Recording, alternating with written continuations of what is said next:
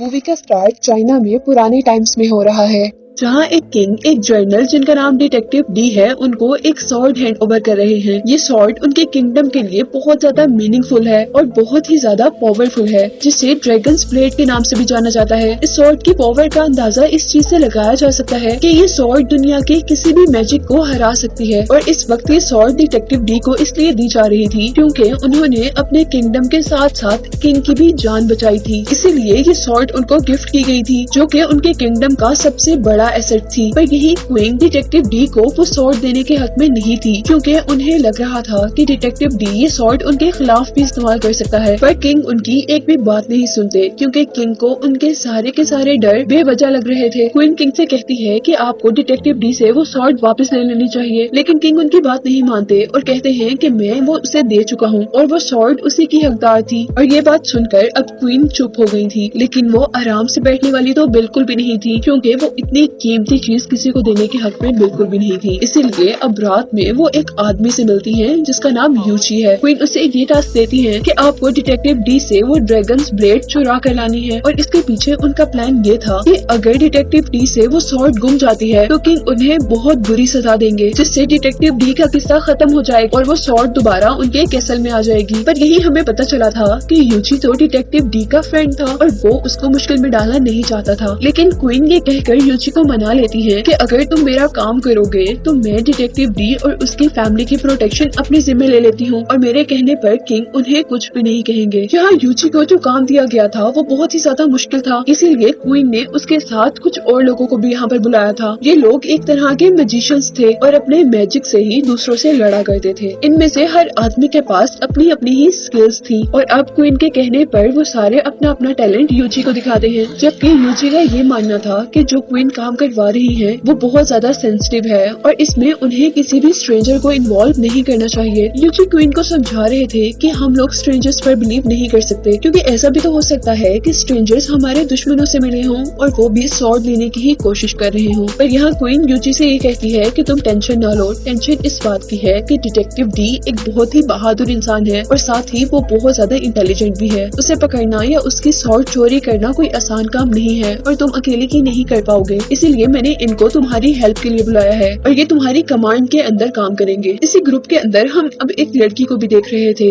जिसका नाम था वाटर मून। वो बहुत ही जबरदस्त तरीके से पानी से निकलते हुए अपना टैलेंट शो करवाती है, जबकि यहाँ दूसरों ने भी अपना अपना टैलेंट शो करवाया था, जिसमें से एक आदमी के पास हवा में चीजें गायब करने का टैलेंट था और दूसरे आदमी के पास हर चीज को जला देने का टैलेंट था। जबकि उनके लीडर के पास ज्यादा स्किल्स थी। वो अपनी बॉडी में से 2 से ज्यादा आर्म्स बाहर निकाल सकता था और साथ ही वो अपनी मर्जी से फ्लेम से भी मैजिक कर सकता था। अब यहाँ हम देखते हैं कि वो सारे लोग डिटेक्टिव डी को इस शहर से बाहर निकालने का एक प्लान बनाते हैं। वो एक बहुत ही मशहूर पेंटिंग शॉप में आग लगा देते हैं और उस पेंटर का घर भी जला देते हैं जिसकी वो शॉप थी। जिसके बाद डिटेक्टिव डी को उस केस की इन्वेस्टिगेशन का काम दिया गया था। डिटेक्टिव डी उस केस की इन्वेस्टिगेशन करने के लिए वहाँ पर पहुँचते हैं और यही हम देखते हैं कि यूची की टीम का एक आदमी जिसका नाम फ्लैश शैडो है और जो हवा में अपने आप को और चीजों को गायब करने की पावर रखता है, वो यहाँ डिटेक्टिव डी की जासूसी कर रहा था। जबकि उसकी टीम के बाकी लोग डिटेक्टिव डी के घर पर उसकी सॉर्ड लेने के लिए पहुंच गए थे। पेंटिंग शॉप पर इन्वेस्टिगेशन करते करते डिटेक्टिव डी और उसके साथियों को वो पेंटिंग जिसके लिए वो पेंटर बहुत ज्यादा परेशान था वही उसकी शॉप से टेबल के नीचे से ही मिल जाती है, जिससे डिटेक्टिव डी ये बात तो जान गए थे कि यहाँ पर कोई चोरी नहीं हुई बल्कि इस जगह को एक ट्रैप बनाया गया है। डिटेक्टिव डी का एक सोल्जर जैसे ही उस पेंटिंग को हाथ लगाने लगता है तो डिटेक्टिव डी उसे मना कर देते हैं, जबकि पेंटर जल्दी से आगे बढ़कर वो पेंटिंग जैसे ही उठाता है तो उसके हाथ पॉइजनस हो जाते हैं और देखते ही देखते उसकी पूरी बॉडी अजीब हो जाती है। उसके माउथ से एक व्हाइट कलर का लिक्विड निकलता है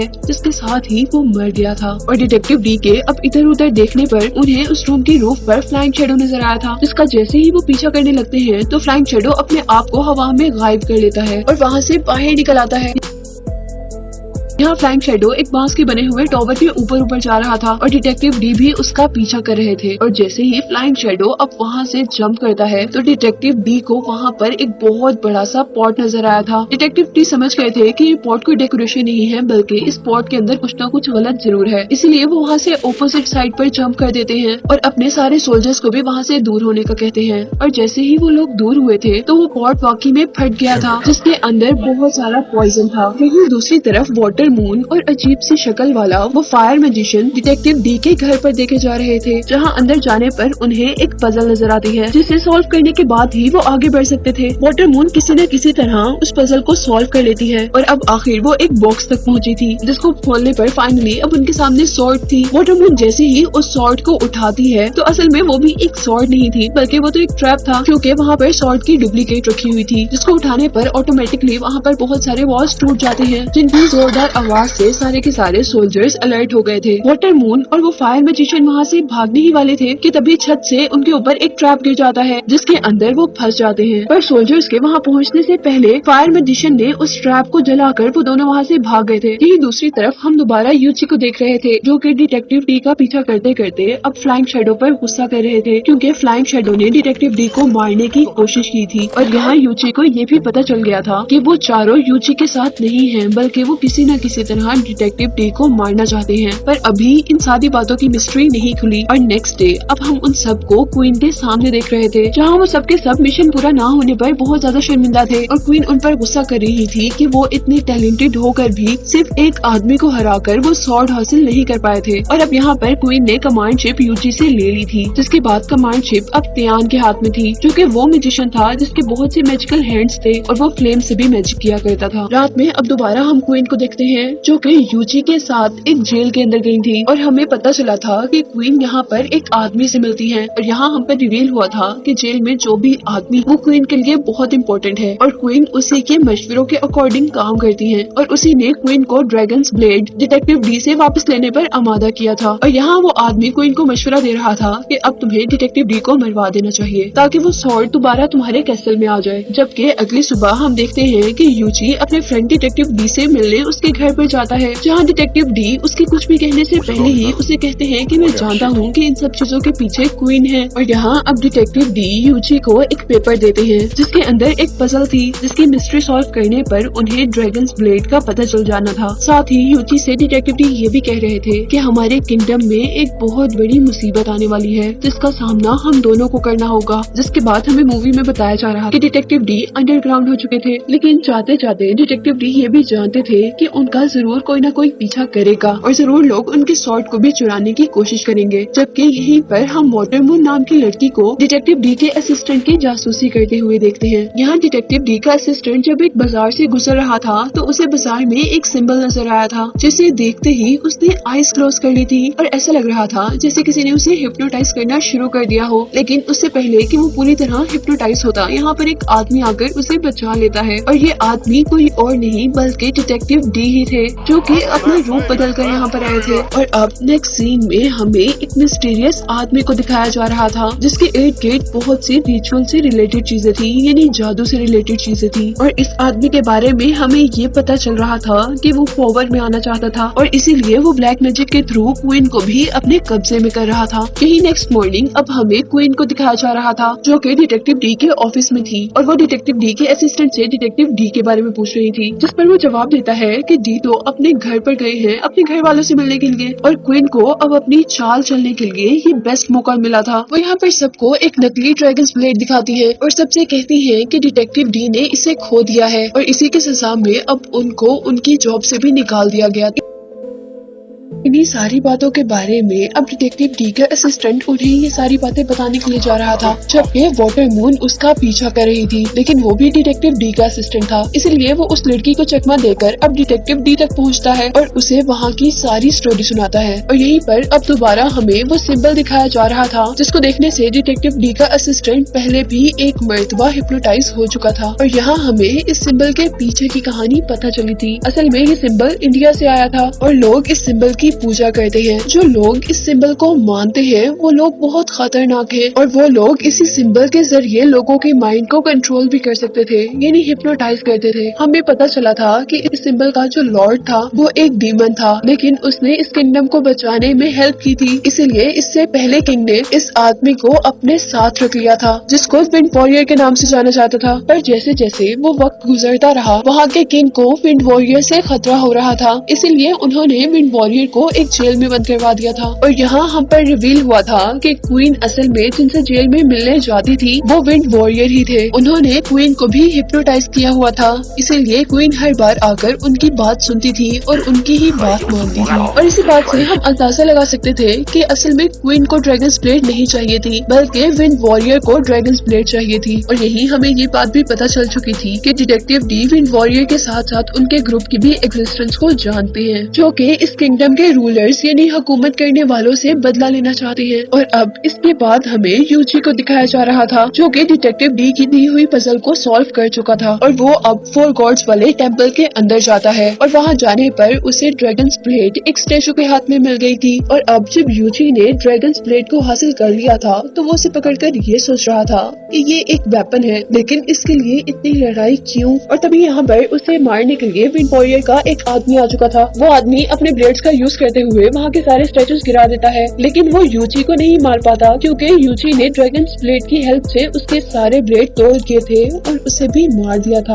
और उस मैजिक को खत्म करने के बाद यूजी को अंदाजा हुआ था कि ये स्वॉर्ड कितनी पावरफुल है। अब यूजी को वो स्वॉर्ड मिल चुकी थी, इसीलिए वो क्वीन के पास पैलेस में जाकर वो स्वॉर्ड उन्हें देना चाहता था। लेकिन उसे ये भी डर लग रहा था कि शायद स्वॉर्ड मिलने के बाद क्वीन अपने प्रॉमिस से मुकर न जाए और शायद वो उसके फ्रेंड डिटेक्टिव डी को मार ही न दे। लेकिन वहाँ जाने पर वो ये सुनकर शॉक हो गया था कि क्वीन ने डिटेक्टिव डी को हटाकर टियान, जो कि एक मैजिशियन है, उसे वहाँ का जर्नल बना दिया था। और अब वो उसको किंग से मिलवाना भी चाहती थी, क्योंकि क्वीन चाहती थी कि किंग देखे कि ये लोग कितने टैलेंटेड और पावरफुल हैं और पुराने लोगों की जगह वो इन्हीं को अपने इंपीरियर का एक पार्ट बनाए। जिसके बाद हम उन सब लोगों को किंग के सामने देख रहे थे, जहाँ टियान अपने बहुत से बाजुओं का यूज कर अपने करीब इर्द गिर्द एक तूफान बनाता है, जबकि यहाँ पर फायर मैजिशियन ने अपने बहुत से वेपन्स का यूज करते हुए उस क्लाउड में लाइटिंग पैदा की थी। अब जैसे जैसे टियान अपना शो दिखा रहा था, अचानक उसका सारा मैजिक उसके कंट्रोल से बाहर हो गया था और जो स्टॉर्म या डार्क क्लाउड उसने अपने मैजिक से बनाया था वो बहुत बड़ा हो चुका था, जिसकी वजह से वहाँ पर हर चीज डार्क हो गई थी। वो लोग इस सारी सिचुएशन से एक मर्तबा परेशान हो चुके थे। वो सोच रहे थे कि ये क्या हो गया है। और तभी उनके सामने एक स्टैचू, जो कि गॉड का स्टैचू था, वो हिलने लगा था और फिर वो स्टैचू सभी लोगों की आंखों के सामने एक ड्रैगन में चेंज हो चुका था। वो ड्रैगन गुस्से से चिल्लाने के बाद अपने मुंह से बहुत सारी आग निकालता है, जिसकी वजह से सारे लोग डरकर वहाँ से भागने लग जाते हैं। जिसके बाद हम देखते हैं कि अब उस ड्रैगन ने फायर मैजिशियन को ही अपनी फायर से जलाकर राख में बदल दिया था, जबकि उसके साथ का दूसरा मैजिशियन, जो कि हर चीज को हवा में गायब कर सकता था, वो उस ड्रैगन को देखते हुए अपने आप को ही वहाँ से गायब कर हवा में उड़ा लेता है। लेकिन वो ड्रैगन भी बहुत होशियार था, जिसने उस मैजिशियन को हवा में से ही पकड़ लिया था। और अब एक ही वक्त में वो पूरा का पूरा आदमी उस ड्रैगन के पेट के अंदर था। जिसके बाद वो ड्रैगन जल्दी से सीलिंग को तोड़ते हुए वहाँ से भाग गया था। अब यूजी ये देखते हुए जल्दी से एक और बिल्डिंग तक आया था कि कोई आदमी गार्ड्स को मार रहा है, लेकिन जैसे ही वो गार्ड्स को बचाने के लिए गार्ड्स तक पहुँचा था तो ये देख के हैरान हो गया था कि गार्ड्स को मारने वाला आदमी बिल्कुल उसका हमशक्ल है।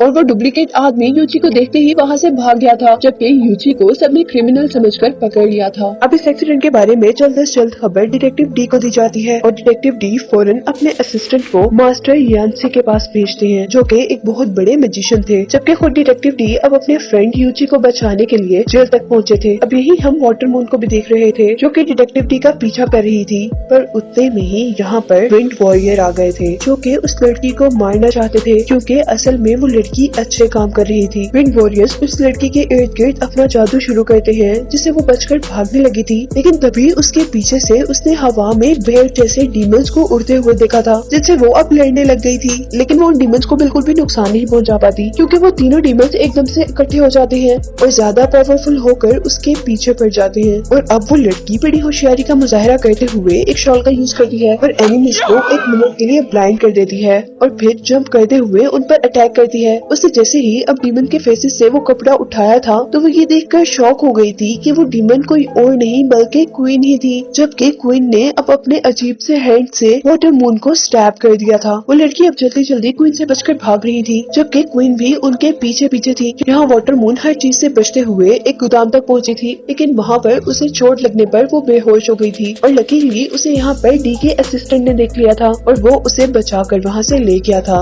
जबकि दूसरी तरफ अब हम विंड विंड वॉरियर के मैजिशियंस को देख रहे थे, जिन्होंने शहर के लोगों पर मैजिक करना शुरू कर दिया था। वो लोग सब लोगों की मेमोरीज को इरेज करना चाहते थे। और यहाँ अब हम वी को देख रहे थे, जिसने यूची को बचा लिया था। और अब वो यूची को बता रहे थे कि क्वीन जरूर खतरे में है। अब उन लोगों को क्वीन को विंड वॉरियर से बचाना चाहिए, जो कि बहुत बड़ा और ताकतवर मैजिशियन है। और अब आखिरकार वो क्वीन को एक सीक्रेट केव में ढूंढने में कामयाब हो ही गए थे, जहाँ क्वीन अपनी इमेजिनेशन से बात कर रही थी। और यहाँ उन सबके साथ साथ हम पर भी ये रिवील हुआ था कि असल दुनिया में जो क्वीन नजर आ रही थी वो क्वीन नहीं बल्कि क्वीन का कोई डुप्लीकेट था। असल क्वीन को तो उन्होंने हिप्नोटाइज कर यहाँ पर रखा हुआ था और क्वीन के जरिए ही वो विंड वॉरियर, वो सबसे बड़ा डीमन, वहाँ से बचकर भाग चुका था। यहाँ हम डी के असिस्टेंट को देख रहे थे, जो कि डी की बताई हुई जगह पर पहुँचा था। पर यहाँ उसे कुछ भी नजर नहीं आ रहा था सिवाय जगह जगह पत्थरों की बनी हुई चीजों के। पर तभी एक बहुत बड़ा व्हाइट गोरिल्ला जंप करते हुए उसके पीछे आकर खड़ा हो जाता है और उसे खामोश रहने को कहता है। और असिस्टेंट के देखते ही देखते वो गोरिल्ला अब एक इल्यूजन में चेंज हो गया था और अब उसे ऐसा फील हो रहा था कि वो एक दरिया के अंदर है, जहाँ पर फिशेस उसके साथ बातें कर रही हैं। और यहाँ वो फिश कहती है कि आप मास्टर यांसी से जल्दी नहीं मिल सकते, क्योंकि मास्टर यांसी से मिलने के लिए आपको ये मैजिक और समझने की जरूरत है। और उसके ये कहते साथ ही वो इल्यूजन खत्म हो जाता है और अचानक अब वो असिस्टेंट दोबारा गोरिल्ला की बैग पर था और गोरिल्ला उसे उस जगह से, यानी उस जंगल से बाहर छोड़ आया, जहाँ पर वो मास्टर यांसी से मिलने आया था। और ये दूसरी तरफ हम डिटेक्टिव डी को देख रहे थे, जो कि क्वीन को बचाकर दोबारा कैसल तक ले आया था। और यहाँ अब डिटेक्टिव डी को उसके असिस्टेंट ने एक पेपर दिया था, जो पेपर उसे व्हाइट गोरिल्ला ने दिया था और उसके अकॉर्डिंग वो मास्टर यांसी का कोई मैसेज था। और इस दौरान वो लोग ये बात नहीं जानते थे कि विंड वॉरियर उन पर दोबारा अटैक करने की तैयारी कर रहा था, जिस हमले के लिए उसने इंफॉर्मेशन फायर मैजिशियन से इकट्ठी की थी। और यहाँ हमें ये बात कंफर्म हो गई थी कि असल में फायर मैजिशियन भी क्वीन के साथ नहीं थे, बल्कि वो विंड वॉरियर का ही आदमी था।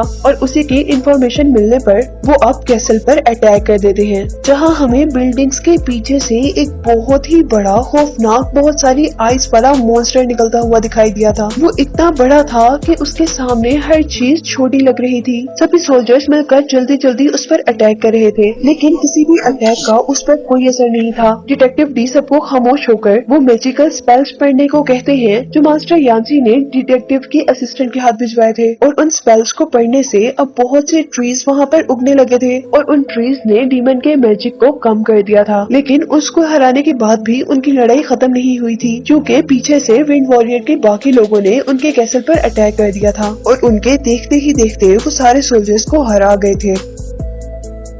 डिटेक्टिव डी यहाँ पर बहुत ही होशियारी से काम लेते हैं और सबको प्लान बी यूज करने का कहते हैं, जिसके लिए उनका असिस्टेंट एक बहुत बड़ी बेल बजाता है और हम बहुत सारे घोड़ों पर सवार सोल्जर्स को कैसल की तरफ आते हुए देखते हैं। पर इससे पहले कि वो सोल्जर्स विंड वॉरियर के लोगों पर अटैक कर पाते, हम विंड वॉरियर को खुद ही बिल्डिंग के रूफ टॉप पर खड़े हुए देखते हैं, जहाँ से वो अपना खास मैजिक शुरू करते हैं, जिसकी वजह से सारे के सारे सोल्जर्स एक ही टाइम में हिप्नोटाइज हो गए थे। उनको फील हो रहा था कि जहाँ पर वो जाने लगे हैं वहाँ से एक बहुत बड़ा मॉन्स्टर बाहर निकल रहा है। और विंड वॉरियर के लोग उन सोल्जर्स पर जिन एरोज से अटैक कर रहे थे, सोल्जर्स को वो एरोज कोई ना कोई क्रिएचर लग रहे थे और इसी वजह से वो सारे के सारे सोल्जर्स हार जाते हैं। और डिटेक्टिव डी इन सारी चीजों से परेशान होते हुए जल्दी से ड्रैगन्स ब्लेड को लेकर ग्राउंड में आए थे और उस ड्रैगन्स ब्लेड ने कुछ ही सेकंड्स में विंड वॉरियर का सारा मैजिक खत्म कर दिया था। और यहाँ हमें पता चला था कि वो सारे फौजी भी अभी तक बिल्कुल ठीक थे और विंड वॉरियर का मैजिक खत्म होने से सारे सोल्जर्स रीयूनाइट कर जाते हैं। यहाँ डिटेक्टिव डी विंड वॉरियर से कहते हैं कि तुम हार मान जाओ, लेकिन वो तो हार मानने वाला बिल्कुल नहीं था, क्योंकि उसी दौरान उसके एक आदमी ने अब डिटेक्टिव डी के ही पाँव में रस्सी डाल उन्हें हवा में उल्टा लटका दिया था, जबकि दूसरी तरफ उनके बाकी साथी अब मॉन्स्टर में चेंज होते हुए सोल्जर्स पर अटैक कर रहे थे। यहाँ डिटेक्टिव डी का जो वेपन नीचे गिर गया था, उनका असिस्टेंट जल्दी से वो वेपन उठाता है और अपनी जान बचाने के लिए वहाँ से भागता है। और इससे पहले कि वो भाग पाता, विंड वॉरियर अपना मैजिक दोबारा शुरू करते हैं, जिसकी वजह से अब दोबारा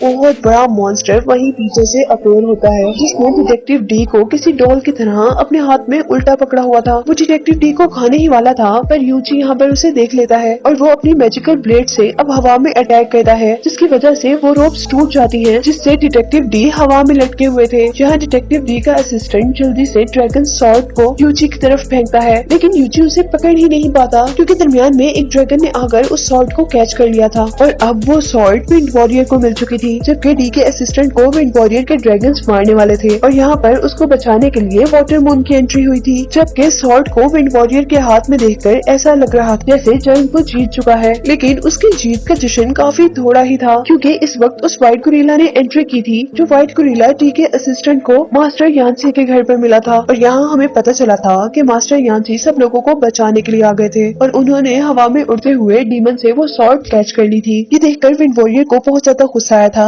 इसीलिए उसने अपने एक बहुत बड़े ड्रैगन से मास्टर यांसी पर अटैक करवा दिया था और वो डीमन अपने मुंह से अजीब से टेंटिकल वाला एक ऑब्जेक्ट निकाल कर मास्टर यांसी पर अटैक कर रहा था, जहाँ मास्टर यांसी और उनका गोरिल्ला उस टेंटिकल से बिल्कुल छुप गए थे। लेकिन हैरानी की बात ये थी कि कुछ ही सेकंड्स में उस डीमन के वो टेंटिकल्स जो कि यांसी को मारने वाले थे, वो उल्टा डीमन पर ही अटैक कर देते हैं, जिस अटैक से वो डीमन बहुत ज्यादा गुस्से में आ जाता है और अब अपनी बॉडी की वो सारी आइज जो कि उसकी बॉडी में जगह जगह काफी भयानक नजर आ रही थी, उनको निकालते हुए मास्टर यांसी पर अटैक करता है, जहाँ उनकी तरफ जाते ही वो सारी की सारी आइज किसी बबल की तरह मेल्ट हो गई थी और उन्होंने मास्टर यांसी को अपने अंदर छुपा लिया था। पर असल में मास्टर यांसी उन आइस के कवर के अंदर नहीं थे, क्योंकि अब हम मास्टर यांसी को उस ड्रैगन के ऊपर ही देख रहे थे, जहाँ वो गोरिल्ला गुस्से से उस ड्रैगन के कान में जोर की आवाज देता है, जिससे वो ड्रैगन वहीं पर खत्म हो जाता है। और अब मास्टर यांसी विंड वॉरियर के पास जाते हैं और उसे समझाते हैं कि लड़ाई में कुछ भी नहीं रखा, लेकिन विंड वॉरियर उनकी बात सुनने वाला कहाँ था। वो दोबारा अपना मैजिक करता है और मास्टर यांसी के पूरे फेस पर एक अजीब हेलमेट बांध देता है, जिससे निकलना शायद उनको मुश्किल हो रहा था, लेकिन उनके साथ साथ विंड वॉरियर का ये हेलमेट विंड वॉरियर के ही मुंह पर भी आ गया था और उसी हेलमेट ने टाइट होते हुए विंड वॉरियर की जान ले ली थी। वो बड़ा सा हेलमेट अब मास्टर यांसी के फेस पर रह गया था, जिसे वो बहुत आसानी से ड्रैगन्स ब्लेड के जरिए अपने मुंह से खत्म कर देते हैं, जिसके बाद वो ड्रैगन्स ब्लेड दोबारा डायरेक्टिव डी को देते हैं और खुद वो रिस्पेक्ट में नीचे झुक गए थे, जिसके साथ ये मूवी यहीं पर एंड हो गई थी।